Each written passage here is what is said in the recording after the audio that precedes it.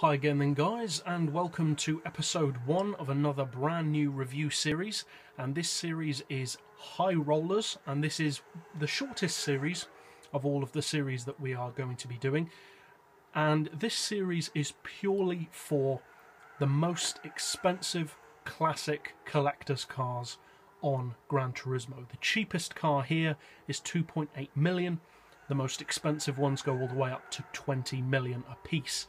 The total value of this series is well in excess of 100 million credits. And understandably, when you're looking to spend that kind of money on a car, it would help to know beforehand whether or not that car is actually worth that money. Because having owned many of these cars at least once, I can tell you that some of them are definitely worth that money, others perhaps not so much. Now obviously, the thing about collections is it's mainly down to personal preference. So in this series, I can only tell you so much. I can tell you what the car's like, what it offers, but obviously I can't dictate personal taste. So what I don't like in a car, you may well love. And obviously that's an intangible thing, that is purely personal preference. But for episode 1, as you can see, we are starting with a moderately expensive car in this series. It's not the most expensive, it's not the cheapest either. It's the Ferrari 250 GT Berlinetta. This is a 3-litre V12 sports car. It costs 7.5 million credits, so it is pretty expensive.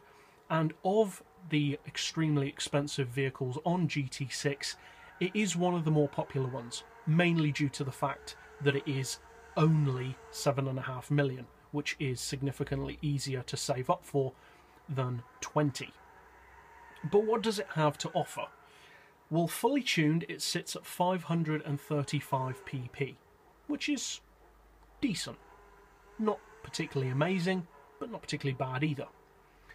Fully tuned, the power output is 461 brake horsepower.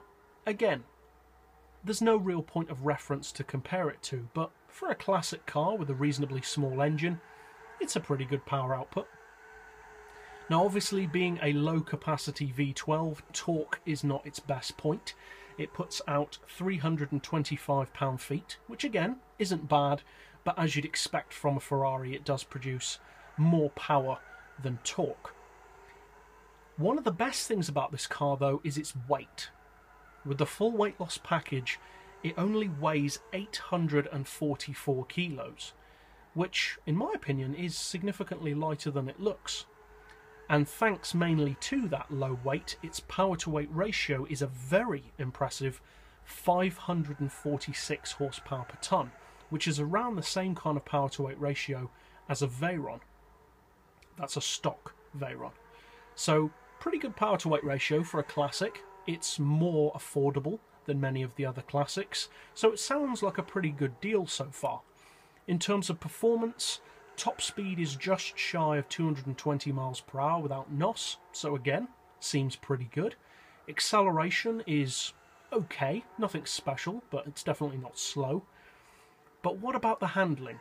Because it's an old car that's fully tuned. Sometimes they can be a bit sketchy, sometimes they can turn out to be brilliant. So what is it like? Well, it's a front-engined rear-wheel drive vehicle, so most of the weight is over the front. And the problem with this car, and it is, I would say, the only downside to the car, is the handling. Now, the handling isn't, specifically speaking, bad. I would not say it's a bad handling car. It's quite nimble, it's relatively compact, and as we said, it is lightweight. So it is a natural for classic GT racing. And in real life, it was a very successful racing car. But the handling is a bit inconsistent. It will suddenly snap out, the tail is quite slippery, and it's not consistent with that nature. Sometimes it does it, sometimes it doesn't, and it's hard, or harder than many, to learn when the car is going to act out and when it's going to act as you want it to. Now, as I said, it's not undrivable. The handling isn't awful. There are cars with far worse handling. But if you're looking to spend that kind of money, it helps to be informed what you can expect. Now, this is a premium model, so it has a fully detailed interior, which again is nice when you're spending that kind of money. And a surprising amount of the stupidly expensive vehicles actually don't have interiors, which is surprising. But overall, is it a good deal? Well, like I said before, that's down to personal preference. If you're looking for a vehicle that's going to be fast in the classic category, to be honest, no. It's not slow, but there are far quicker ones that you can get, even for less money, but also for more. In terms of appearance, again, that's down to personal preference, but I personally think it's a pretty good looking car. Nothing amazing, but pretty good looking. So overall, I would recommend it for probably people who are natural Ferrari enthusiasts. If you're not so much of a Ferrari enthusiast, you may not like it so much, because there are definitely classics that offer more for the same money or less. So that's it for episode 1 of this series. I'll see you guys next time, and as always, thanks for watching.